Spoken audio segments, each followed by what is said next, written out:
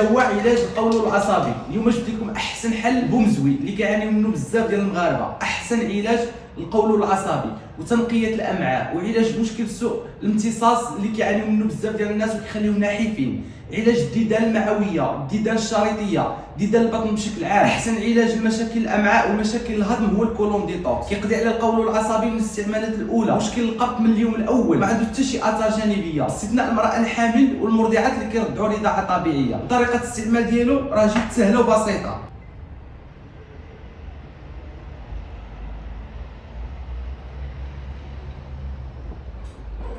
ومن الضروري اكثر من شرب الماء اثناء استعمال الكولون ديتوكس، لان كما قلت لكم كيعالج مشكل سوء الامتصاص في نفس الوقت كيدير واحد الميناج او كيغسل الامعاء والمصاري، كيقضي على انتفاخ البطن ولي غاز من الاستعمال الاول. توصل لجميع المدن المغربيه وكذلك الدول الاوروبيه. الطلب عمرو الاستمرار اللي كاينه الاسفل او اتصلوا بهذا الرقم مباشره.